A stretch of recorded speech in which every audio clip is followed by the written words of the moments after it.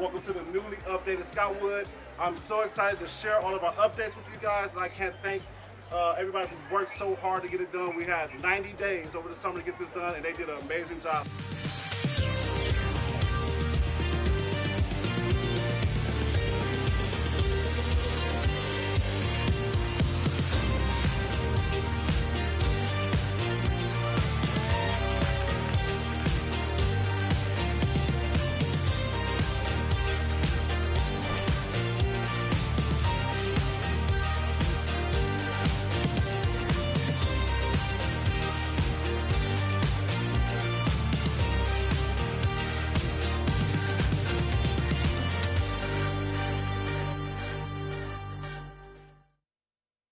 Hi, I'm Ansley Stevenson, Capital Improvements Project Manager, and we're back at Mifflin High School.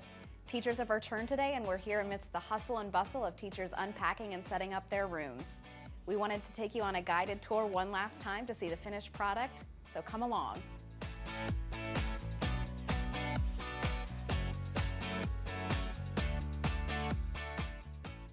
We're here in the new Student Support Services area of Mifflin High School. Before, these spaces were scattered throughout the building, and now students and counselors have a private space to access all of those student support services. We're sitting here in one of our 3 new extended learning areas at Mifflin High School. They're all furnished slightly differently to allow a different posture for students and staff. Some of them are more focused around technology, some of them are more focused around lounge and conversation to allow students and teachers to pick the space that suits their needs for the day. We're standing in one of our completely refreshed classrooms here at Mifflin High School. Throughout, you'll see new flooring, new ceilings, new lighting, our new sound system that allows for an even sound distribution throughout the whole classroom, and furniture that was customized for each teacher to suit their needs. Looking at the refreshed auditorium space, you'll see new seating, new theater curtains, new lighting and sound system to support our next big production here at Mifflin High School. Here in the relocated weight room at Mifflin High School, we have combined the weight room and the health classroom. So you'll see state-of-the-art, new weight equipment combined with flexible furnishings to allow us to use this space for after-school events, as well as after-school weight and strength training. Moving into the art and construction technology spaces, which were both refreshed here, you can see in the art room, we've got completely new seating for 72 students, which supports both of our art classes. We've added a lot of built-in cabinets to support all of those art materials needed to do all of the different studio functions for our high school art students. Looking at our construction technology space, you'll see a brand new dust collection around the perimeter. This will allow us to keep a safe, clean environment to teach our students the critical skills to become part of our modern construction technology world. At this project, we left no stone unturned. As you walk through the building, you will see upgrades throughout. Our hallways have been completely painted, upgrading with new ceilings and new lighting. Our cafeteria space has been refreshed, all new furniture, all new flooring, and all new lighting. Our brand new gymnasium space has been equipped with everything we need for the next big game. We have new bleachers, new basketball hoops, and a completely refinished gymnasium floor. When you walked through Mifflin High School last school year, it was a dark, outdated, uninspiring space for our young learners.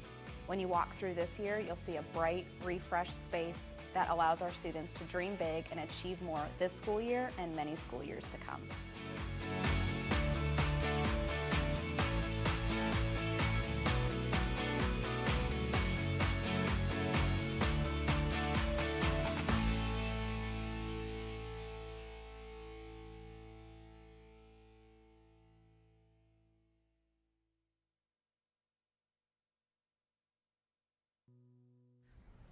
I hope that the students feel a sense of accomplishment. I hope they feel proud about what they created. I hope they feel like they, really can do anything. I want to dance for the rest of my life because I've been doing it up until now, so I still want to do it forever. You taught me this in Dance 1, that dance is like a universal language. And over time, I've really realized that my role here has become not necessarily teaching them about the art form of dance, but using dance as a way to understand yourself in the world. And when you understand yourself, then you are able to do more. So I can say personally, the connection you have with your students and that you want them to do better. You want them to push. You don't want them to fall like under any category. You want them to push forward, and her sense of being a community. I'm about to cry. You can really see that. You know, you want to be a community and you push for that. You push for your students so they can have a community. I told you dance ensemble is family. So you push for that. You push for the family. You push for us being together, even though times may be hard, you know, the being there, present in time and space, was really something that I appreciate. Life is gonna go back to normal, and what you gonna do when you look back from 4 years in high school and you know you didn't still push yourself? Enjoy the moments, enjoy what you have, like be here, like be grateful for what you have, because like we couldn't have done this, we didn't have to do this, or like we were probably wouldn't be able to do this. COVID kind of makes you do things you don't want to do, or like forces you outside of your comfort zone a little bit. Be open, be different. It's okay to not just think everything's gonna be one way. It's okay to change.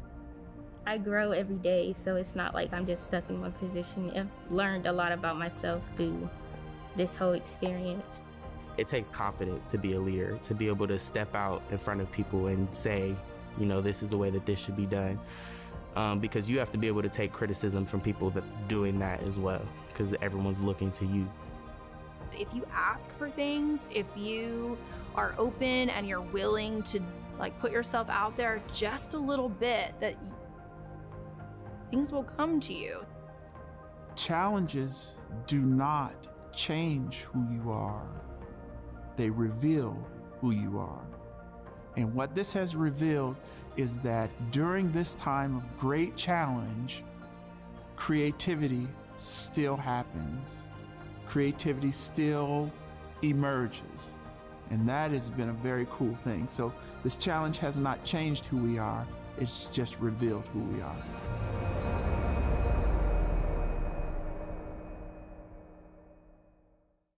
Hi, I'm Alex Trevino, Director of Capital Improvements.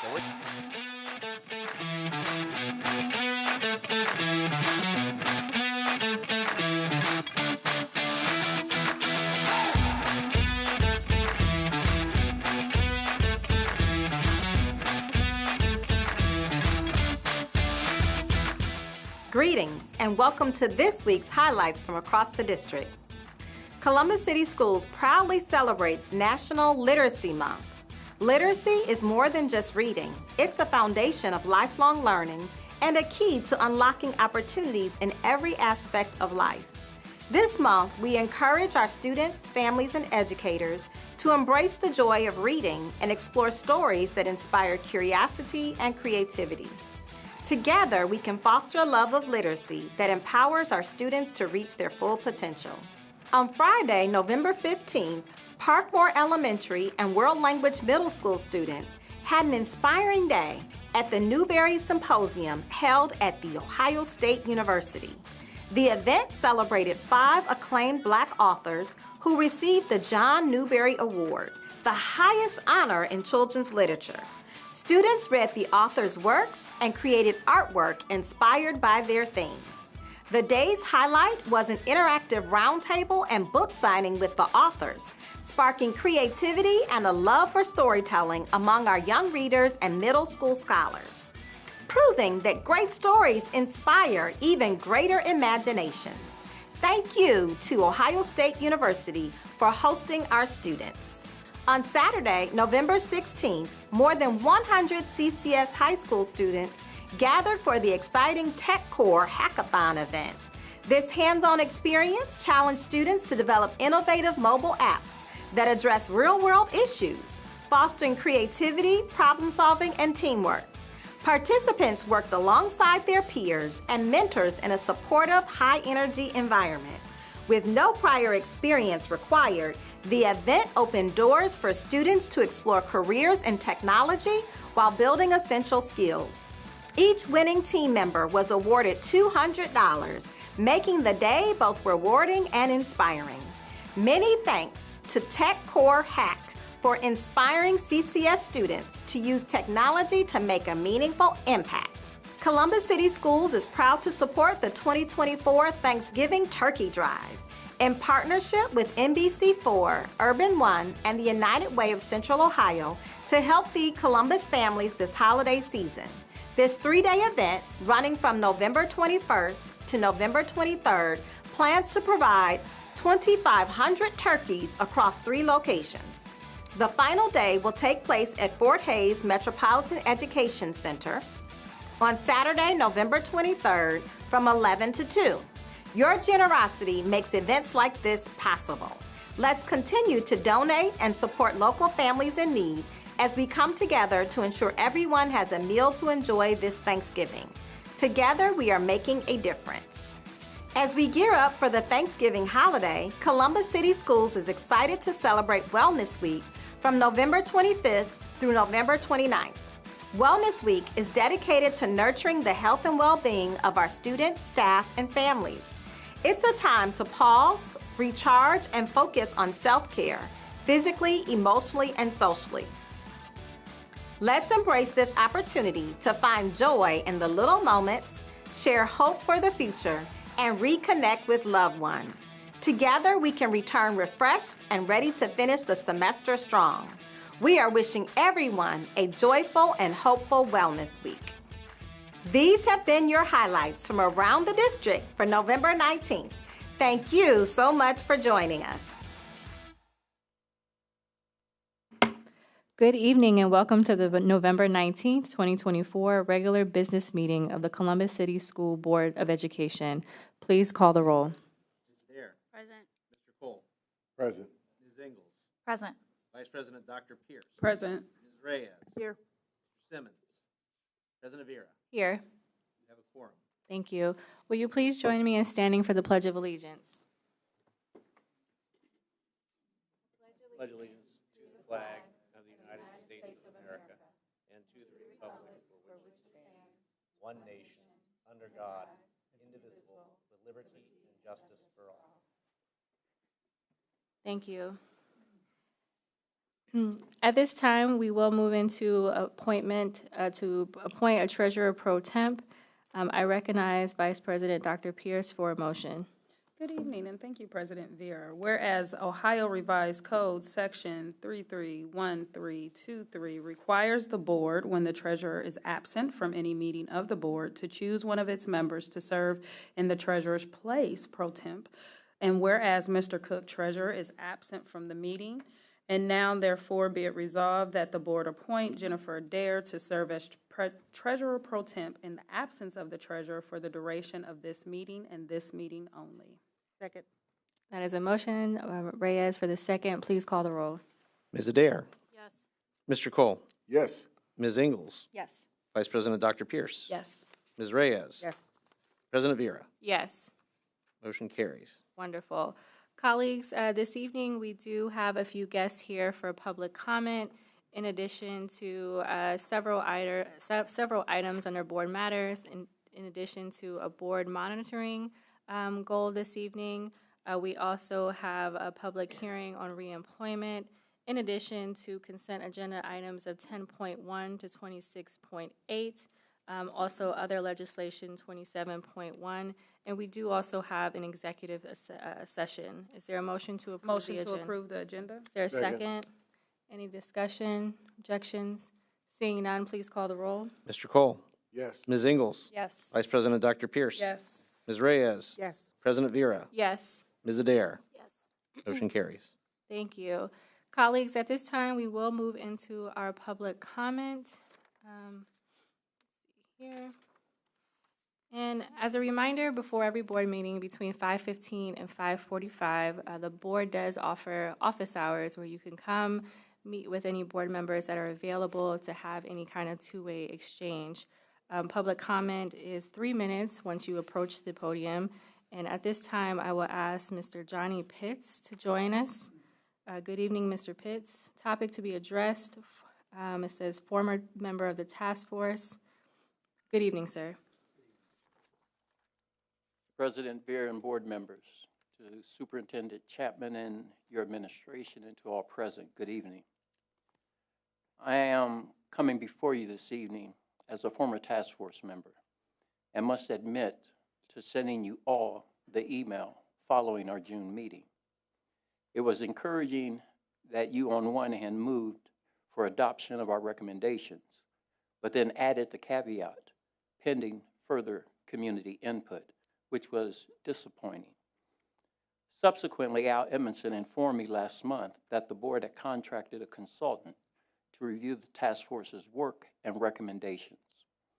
The only thing a consultant could have done was advise that you consider acting upon those recommendations presented 5 months ago. This is because we had all the necessary skill sets any consultant could bring. We worked so closely together as a task force, and we worked so closely together with Dr. Chapman and her administration, held several forms of community engagements, and with the full support of Dr. Chapman and her administration, was able to present our recommendations. We sacrificed time from our various crafts and businesses without compensation or reimbursement for the students, teachers, parents, community, and ultimately the entire CCS system. To that end, I add 3 quick concerns. The task force identified and uncovered over $9 million of taxpayer money that could be saved through our recommendations. This equates to $750,000 a month and $25,000 per day being wasted in just this area for as long as you don't act. This is what differentiates this board from other surrounding school boards. They make hard decisions and they take action. Number 2, the board's assessment of the performance of Dr. Angela Chapman was unfair and less than accurate.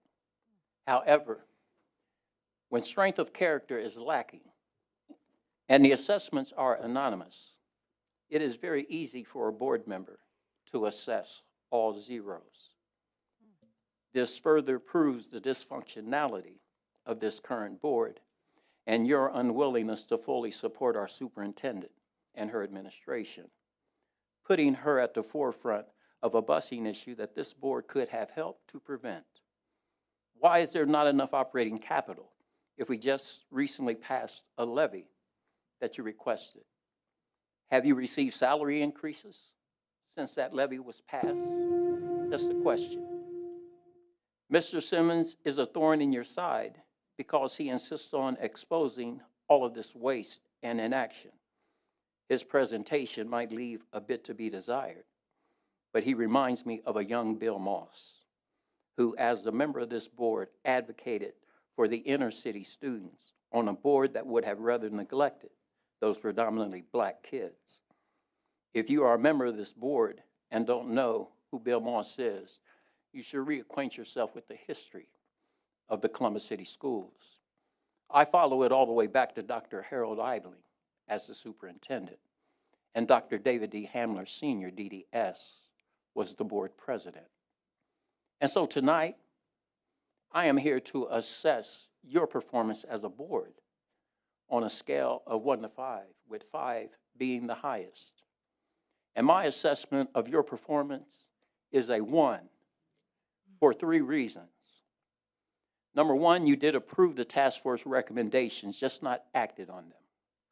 Number 2, you regularly attend board meetings. And number 3, you gladly pay yourselves. Lastly, I ask you to be initiative-taking instead of being reactive. Trust in the process of Dr. Chapman and that her administration has chartered, always remembering she and her administration are educators. They are not politicians. I appeal to you to act. Thank you. Next, we will hear from Nathan Wilkins. Topic to be addressed, suggestions for closing buildings. Good evening, Mr. Wilkins.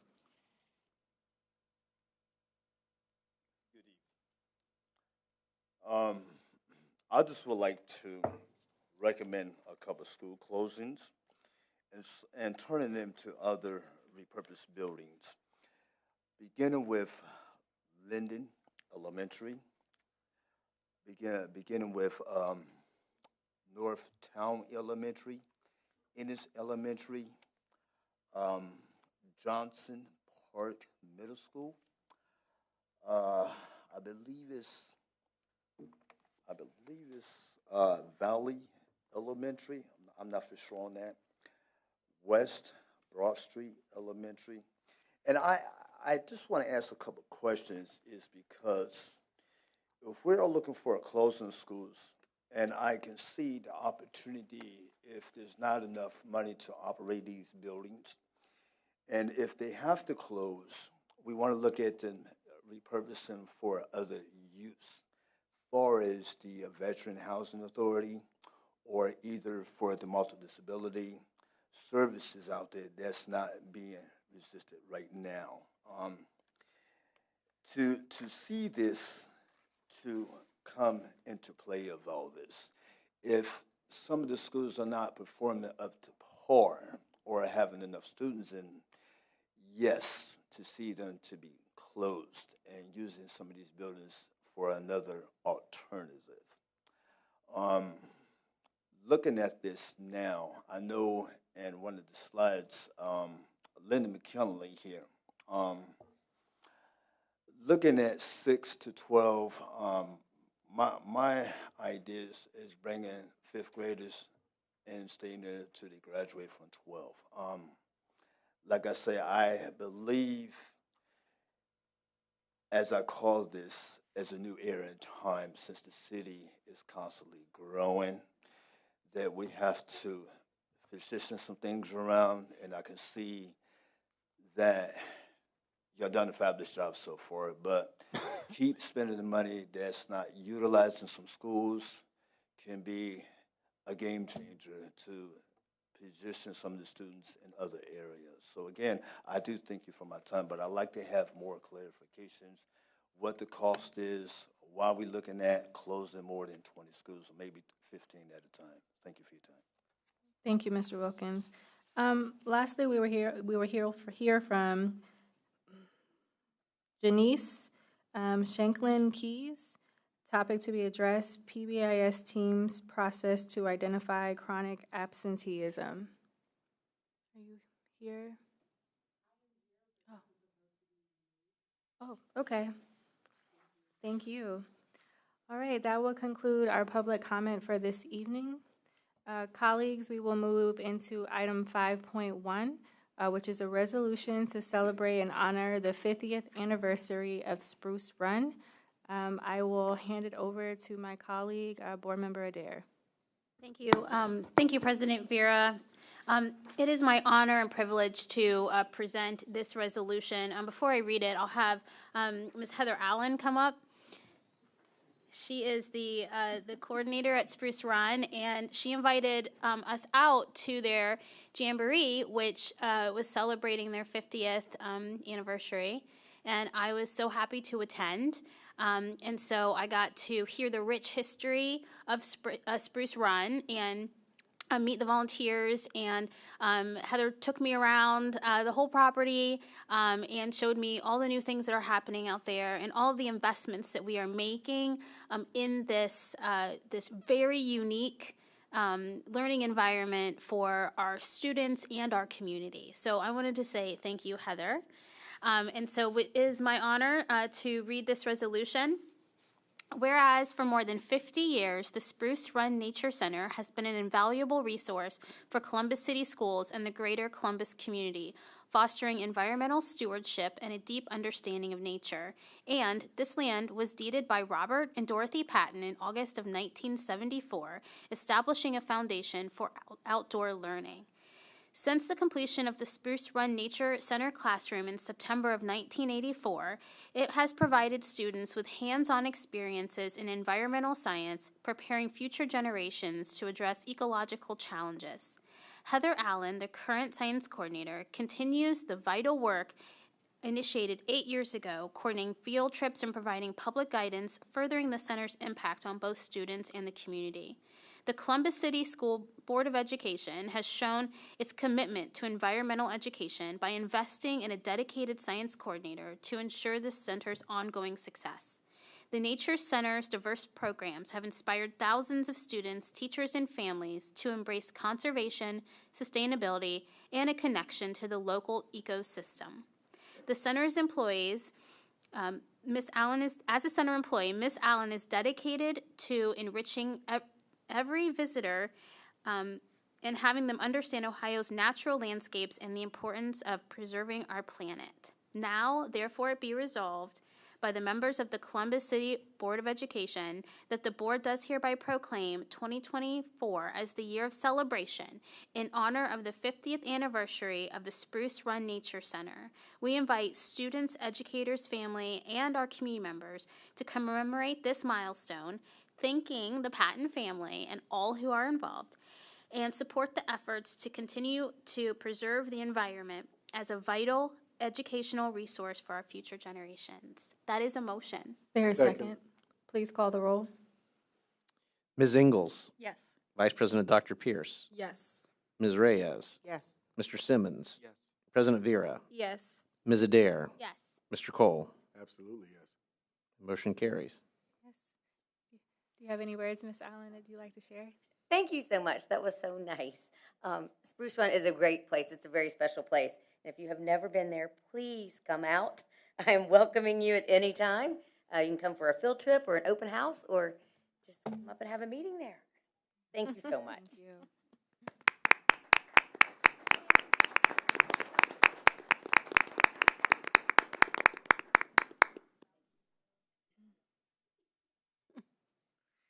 All right, next we will move into item 5.2, which is our board monitoring goal 2, strengthening mathematics proficiency. Good evening, Dr. Chapman.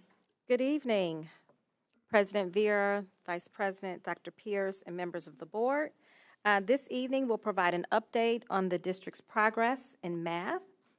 We'll focus on our monitoring report on 7th grade math and the advancements we are making to improve math outcomes for our students. I want to first start by expressing our gratitude to our teachers, our building principals, and support staff. Your dedication and hard work have been instrumental as we embark on this journey to meet our newly adopted math goal. Your commitment to providing high-quality, evidence-based math instruction is laying the foundation for our future success. We are enthusiastic to begin this important work in math to share our initial steps toward improving outcomes for all learners around this new math goal. Tonight, we'll present our current performance data, our theory of action for achieving math success, and the strategic next steps we're taking to ensure that all students experience meaningful growth in math. Tonight's report will focus on our initial efforts and progress in 7th grade math on the Ohio State test. During this presentation, we'll share our new baseline math data, outline our goals for improvement, and discuss our strategic next steps to enhance math achievement. This year marks the beginning of our focused commitment to building a strong foundation in math. Our comprehensive strategy encompasses Tier 1, Tier 2, and Tier 3 instruction, aligned with best practices in math education, while also engaging families in the broader community to support student success.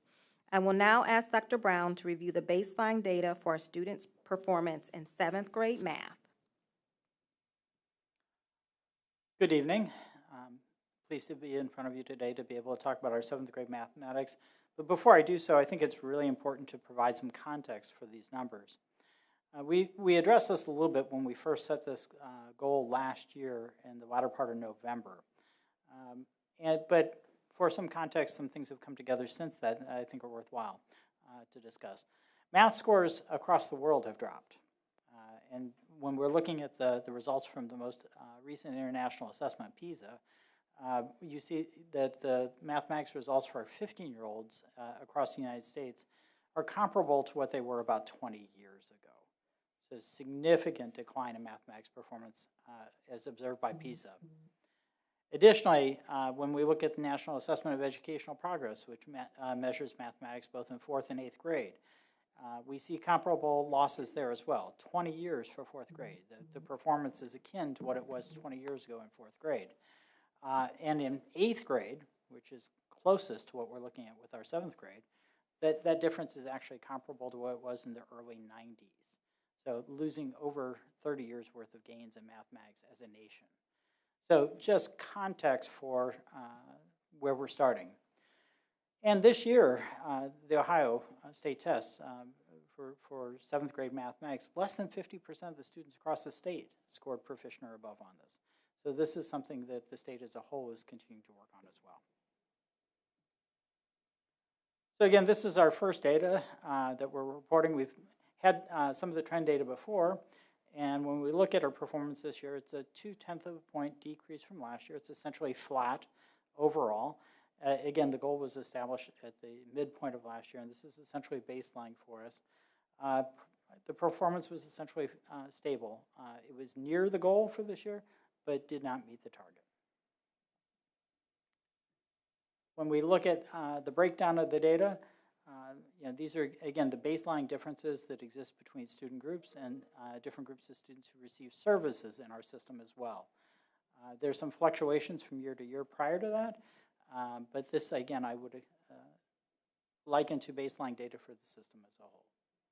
And with that, I'm going to hand things back to Dr. Chapman. Thank you, Dr. Brown, for that review of our current performance. As we move forward, it's important to consider the level of rigorous thinking required on the 7th grade OST. This particular example shown here focuses on error analysis, where students must evaluate a series of calculations, identify where a mistake occurred, and apply their understanding of mathematical procedures to determine the correct value. This question demonstrates that expectations are high. This is far beyond a simple computational test. And in other words, I'm saying the math that our students are asked to do today is very different from the math when we were in 7th grade. It used to focus on computational skills. What is the fact? What is the answer? And you just had to know the answer. These types of problems and the tasks that our students are expected to be able to demonstrate their learning on do not stop at just knowing the answer. In most cases, they have to justify, they have to use critical thinking, it's a literacy test first, right? They have to be able to read and comprehend what is being asked, and then they have to use their critical thinking skills. Yes, you need to know how to solve the problem, but you also need to know why you chose to solve the problem in that way.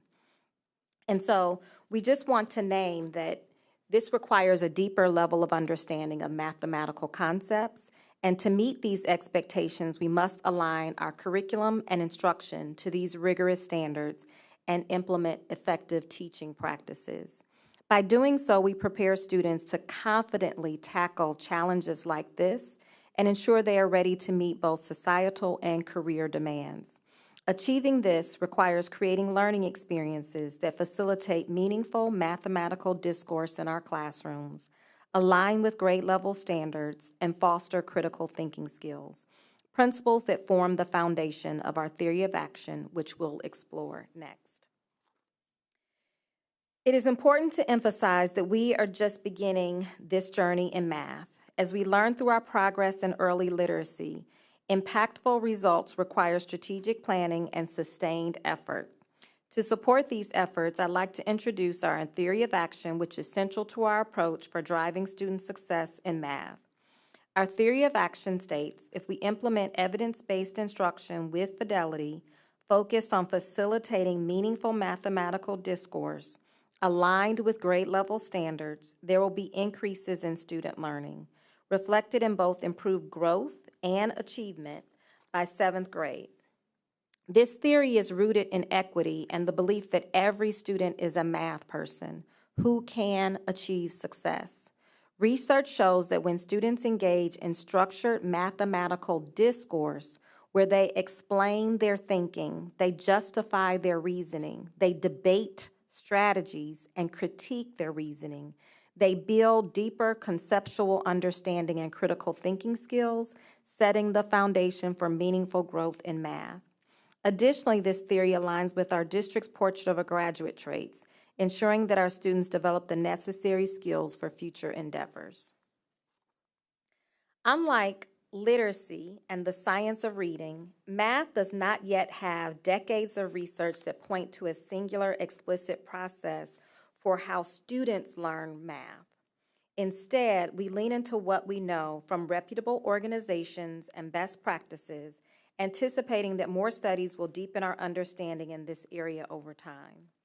The National Council of Teachers of Math supports practices like mathematical discourse, which bridges procedural skills with conceptual insights, both critical for long-term achievement and retention.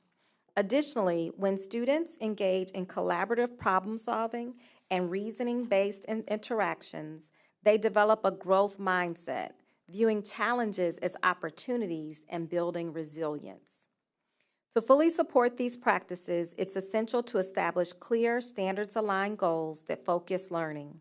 By aligning each lesson with grade-level expectations, we give students a clear purpose and direction, enabling them to connect with the material meaningfully and work towards success. This approach provides the structure and support needed for students to thrive in math. Now let's take a look at our timeline to understand the key milestones in this work, where we started, where we are now, and where we're heading next. Between 2018 and 2020, we engaged in a curriculum audit led by PDK. This was a critical step in evaluating our curriculum management, resource allocation, and district policies. The recommendations from this audit laid the foundation for our future actions. From 2020 to 2022, we focused on adopting and implementing high-quality curricular resources aligned with grade-level standards. This work was essential to ensure all students across the district had access to consistent, high-quality instructional materials.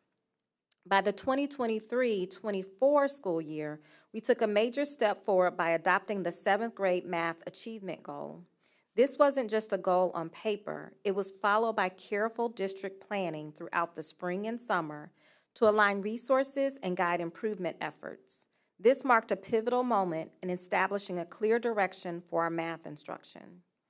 Now in 24-25, we are actively engaging in the work by initiating targeted professional development and family engagement initiatives, recognizing that achieving our goals requires both investing in educators and partnering with families. We've leveraged the funds from the Levy Promise to launch these critical efforts. This year is about laying a strong foundation for our educators and building meaningful connections with our community. Looking ahead to the 25-28 period, our focus will shift to deepening these practices. We will enhance our expertise through advanced professional development on standards deconstruction, effective math interventions, and ESL sheltered instruction. This ongoing training ensures our educators are equipped with effective strategies to support student success. These milestones also highlight our commitment to providing every student with a strong foundation in math. By following this timeline, we ensure our efforts are strategic, sustained, and aligned with our overall goals. While this journey will take time and perseverance, we are confident that this deliberate approach will lead to lasting improvement in math achievement. This year, we are continuing our investment of high-quality math resources, focusing on core curriculum, intervention materials, and tools to support consistent research-aligned instruction. These resources are designed to monitor student mastery, provide targeted intervention and enrichment opportunities, and set students on a clear path to math success in school and beyond.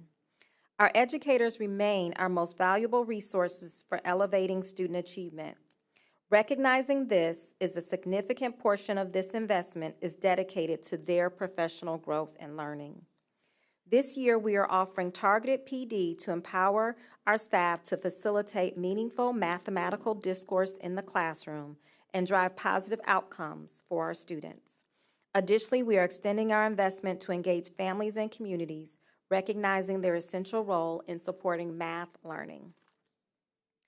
Our PD plan this year is designed to support teachers, substitutes, IAs, and school leaders in implementing high-impact instructional strategies to meet our math improvement goals.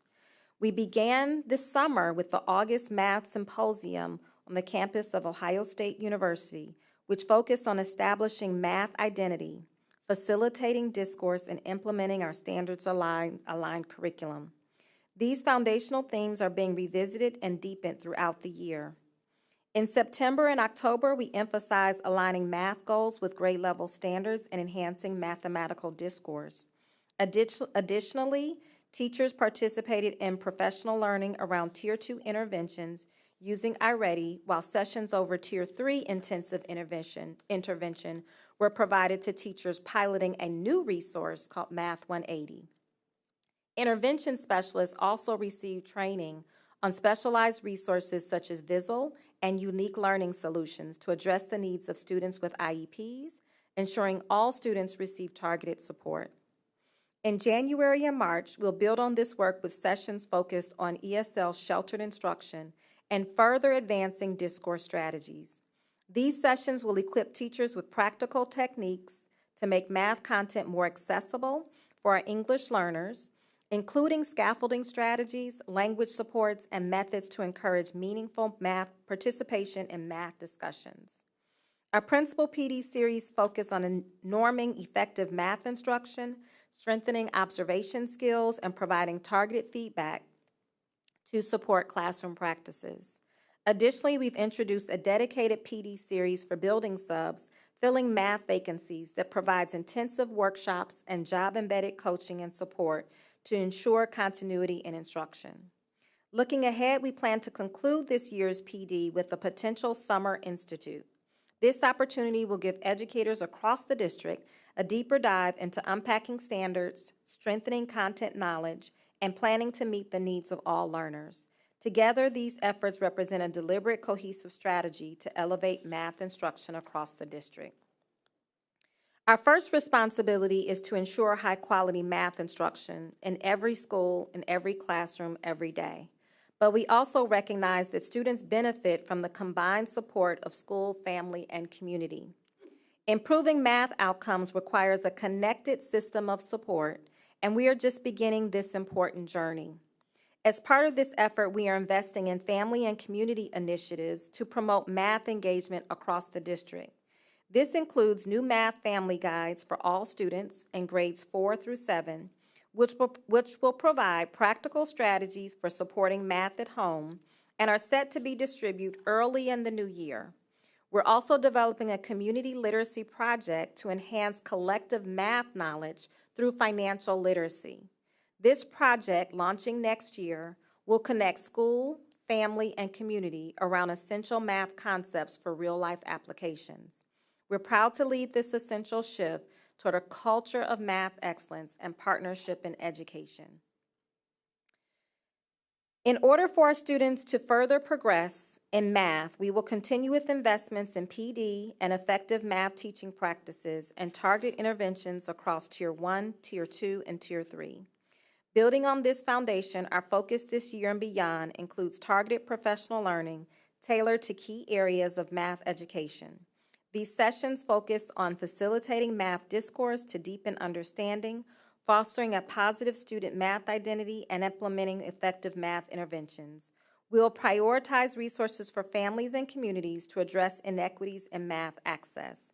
Additionally, we are addressing math vacancies by creating pathways for teachers and building subs to achieve alternative licensure supported by target professional development and intentional growth opportunities. By strengthening these efforts, we anticipate continued growth in math achievement, supporting every student and every building every day.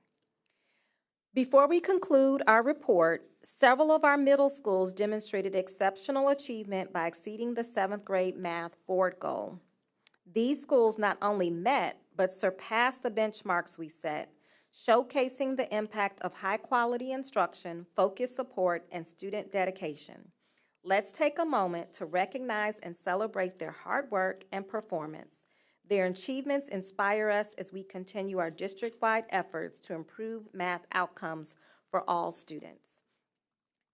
Arts Impact Middle School, Berwick Alternative K-8, Columbus City Prep for Girls, Columbus City Prep for Boys, Columbus Online Academy, Dominion Middle School, Indianola Informal K-8, Ridgeview Middle School, Wedgwood Middle School, Woodward Park Middle School, and Yorktown Middle School. While today's focus was on 7th grade math board goal, I want to note that we also have interim goals in grades 4, 5, and 6, which we'll be reviewing in March. This ensures that our focus on math success begins earlier, preparing students for the demands of middle school and beyond, and we look forward to that report. Before I end, Board President, I know that some of our board members had the opportunity to visit a 7th grade math classroom this week, and so we'd like to also invite them at this time to share any reflections from their visits as well. Would you like to go first? Sure. Thank you. Board Member Cole and I had the great opportunity to go visit Wedgwood, and I think what we saw there was pretty amazing. Wedgwood, I think just a combination of what's happening in that building around math, being led by a very strong principal that gets it, better aligning resources to create space in a school schedule that allows for focused time on math, the ability of the teachers to plan together, and the way that the building itself is vertical planning. Did I use the right word? Yes. You're doing great. You could see it in the way that when you walked into the classroom, you could tell that the kids were learning and they were understanding. And you could see the process that you outlined happening with, we went to 2 classrooms, happening where, things were reviewed, kids were talking through problems, they were using math skills to solve, they were working together, and, they told us the previous day they were up on the whiteboards. All that being said, there were still students in there who are ELL. We had aides in there. We had people helping, and the whole thing just was beautiful. And so I think, we had a lot of questions about, this is new, and how did you guys get here? This was all amazing, and so we had a lot of great dialogue.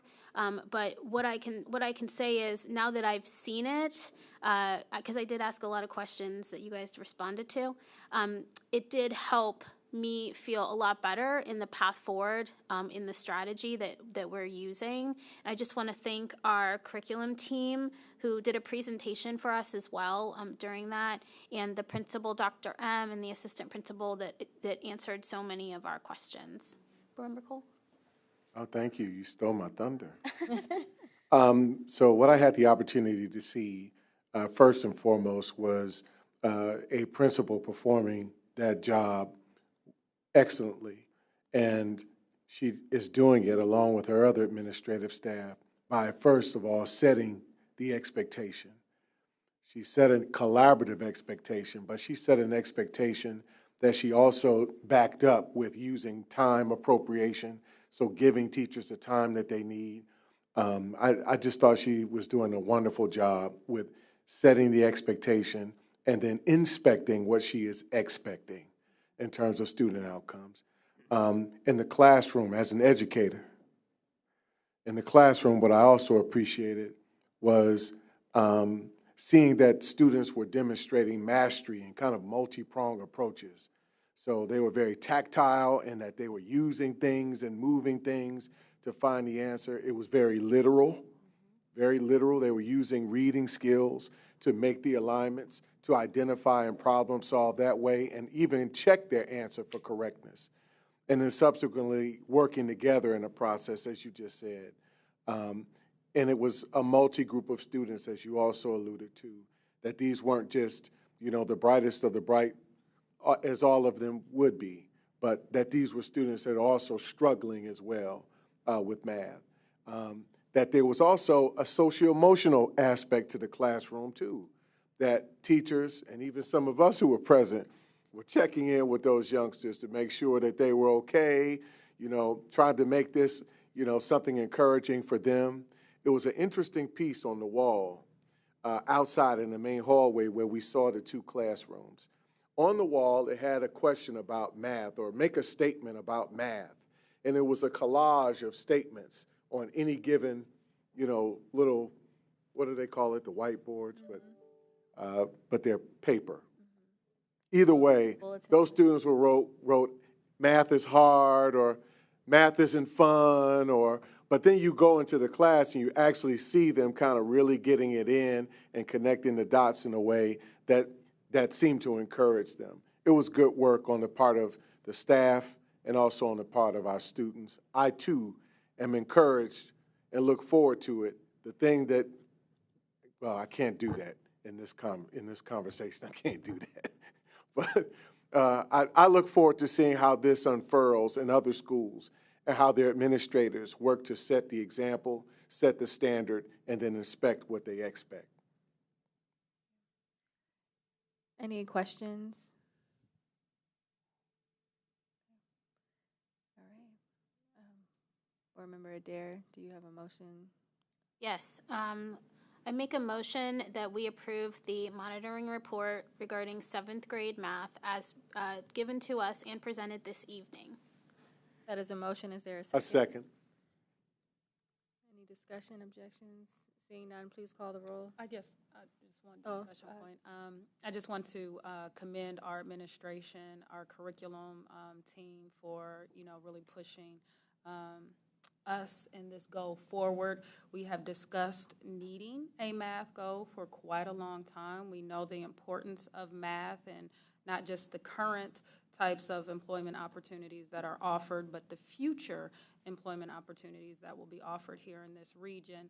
But I also think this sets our students up to be entrepreneurs, to own the businesses, to create the future industries.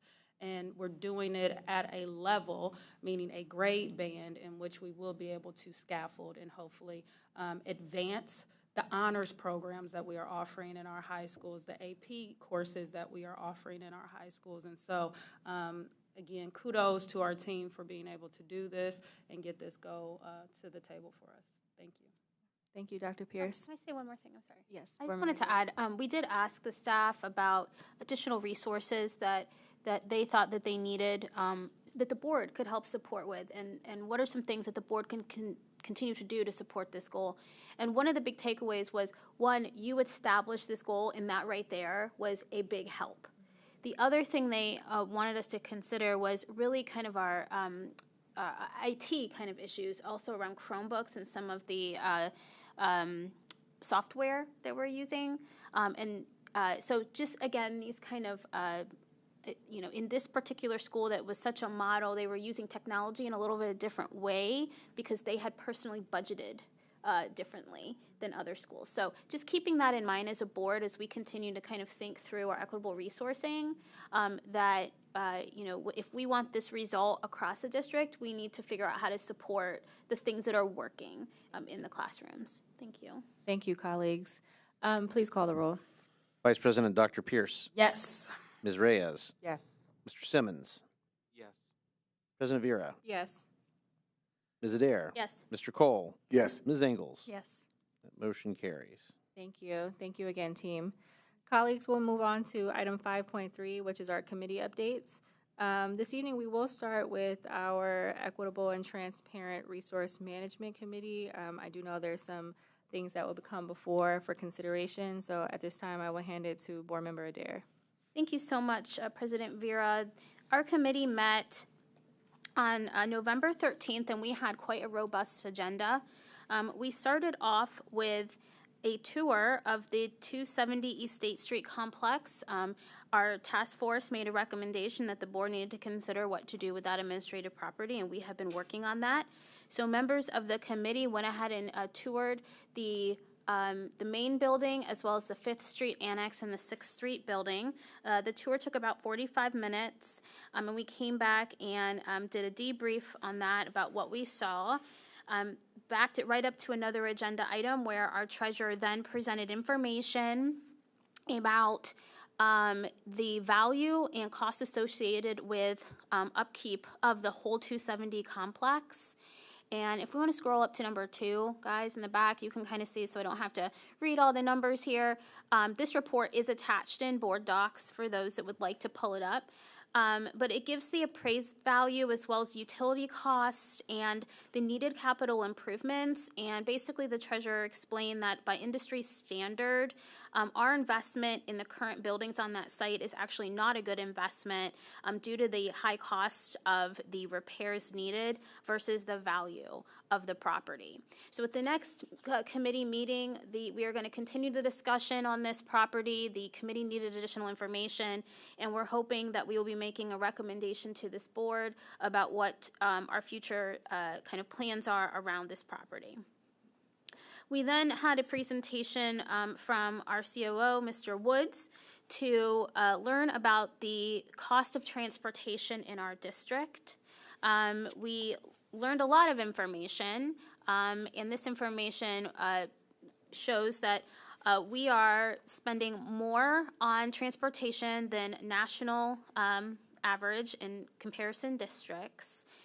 And when we are looking at things like what is our mileage on buses and how much we're spending on this, we are far exceeding the cost structures of the other big districts, including Cleveland and Akron. There's a lot of data in this report that I'm not going to go through today, but please take a look at that. Mr. Woods also highlighted a lot of things that the district has done to kind of work through making transportation better this year and future planning on what to do to address some of the concerns. We did talk about about resourcing. Human capital is one of the things the committee is looking at. So we did talk about the bus drivers. We went from a high of bus drivers in 2019 at 786 drivers down to 424 drivers as of June of 2024. This decrease of about 28% is actually more than for Ohio. We're in the Ohio market, so we've seen an overall decrease of 28% of our drivers, and the national average is 15%. So driver shortage is definitely continuing to be a problem, and so to combat that, the transportation department has been using other methods to work on more efficient routes. To attract drivers, we have increased salaries, we have conducted specialized recruitment fairs, thank you to our HR team, and we are paying for training and licensure, and that is continuing to happen. We've also invested in additional transportation software, GPS monitoring to track buses, especially idle time, because we know that wastes gas when we just sit and idle. So we are looking at those. And then also to transport our special education students, we have added 30 vans, and to help with the calls, we have increased our customer service team from 8 to 16. So there are investments that are happening to try to make the realignment necessary in transportation. As far as the short and long-term goals, the department is working on building organizational capacity and implementing more best practices from the transportation industry. They're working to reduce cost and efficiency and redesign how our routing works. As a long-term consideration, especially for the board and the administration in this community, we have to look at additional cost savings. And so we talked about how can we better utilize our city transportation and infrastructure in the city? Could we adjust bell times? Could we use a different model, like a hub and spoke model? We talked about could we look at regional lottery, and could we redefine the district lottery system, school and choice? I'll pause right here because it's important to note that that is actually, some of these questions is actually the work of the academic committee, and you'll probably hear Dr. Pierce talk about that too. And so those questions are kind of answered twofold in both of our committees, with the Equitable Resource Committee looking at it from a financial aspect and the money and the human capital, and then the academic committee looking at it from a programmatic student outcome lens. We then heard from Deputy Superintendent Catherine Mosier to give us an ESSER wrap-up. The big part of this is that everybody should know is we have spent all of our ESSER down to zero. So all the money has been allocated, has been spent, and you can go to the website and get a much deeper understanding of the categories that we have spent that in. And then part of that investment, which you heard us talk a lot about, were some of the things that we could pull from ESSER over to the general fund because this community passed issue 11. And so Treasurer Cook also highlighted a new website where we are tracking the investment, just like math. You heard Dr. Chapman talk about the investment in math this evening. On the website, there's going to be more information about tracking the levy promises. Treasurer Cook then talked to us about a new cash balance policy, and this is actually a recommendation that has come out of the committee. He explained that this is a best practice to help the district maintain fiscal responsibility, and the policy is a trigger for the superintendent and their treasurer to work together when the district's cash balance, or some might call it a rainy day fund or a savings account, drops to a certain level. So we only have so many days of operating money. It makes them work together to come up with a plan on what to do. And so many boards have this type of policy, and the days range between 30 to 120. The committee did vote to move this forward to the board without suggesting an actual amount of days, and thought that that was a better discussion to have at the on the floor with the treasurer and the superintendent present as we consider that policy. So there is a formal recommendation, President Vera, that please be placed on an agenda in the future. Then we had Chief of Staff DeFabo talk to us about the establishment of our resource planning team. This team is actually helping us with the guardrail for equitable resourcing, which is basically what our committee is about. And so we were really excited to hear from this team and to hear from our Harvard Data Fellows about all the work that they are going to be doing, and we're really excited about that process. So that was our meeting. Again, we did have that formal recommendation that will come up, so we asked that be placed on a agenda around the cash balance policy, and we do anticipate in our December meeting, hopefully bringing additional recommendations forward on the 270 complex. That is my report. And then it's a separate agenda. Got it. Okay. All right. Thank you, Board Member Adair. Next, we will hear from Board Member Cole. All right. Thank you, Madam President. If we can thank you so much for being able to pull that slide deck up. Thank you. All right. We met on the 12th of this month for community engagement and advocacy. This is my report for the 19th. We can go to the next slide. The first that we had the opportunity to do was do a community partner profile. I really like to give this organization, our board, and folks in the community who have the opportunity to watch on YouTube or other access points our committee meetings as well as our board meetings. But for the committee, we had the opportunity to acknowledge and learn about communities and schools. The brand new installed President and CEO, Daryl Robinson, gave a wonderful presentation about the history of this organization and more particularly its work with us. They're currently in about 11 different schools in Columbus City Schools. And with that, about 27% of the schools that they're working in are rated at a 3 stars by the state. 3 stars by the state. There are another 22%, 23% that's ranked at 2.5 stars by the state. I had the opportunity, like several of us, who went to Buckeye Middle School and saw them do incredible work with our students in the socio-emotional learning space. In addition to that, as in-class support, providing that opportunity for students to get away and have safe conversations with them and help them resettle, restabilize, and get back to work. They were doing an awesome job at Buckeye Middle School. There are several of our other schools as well, South, Lyndon McKinley, there are a few others. But with that, I was really pleased to see the work that they're doing and the broader impact. They didn't really they were kind of proprietary with their data, which is to an extent understandable. But I appreciated some of the gains that I saw them making, particularly in the socio-emotional learning space. Another core space that they're focused on, however, is chronic absenteeism. Chronic absenteeism.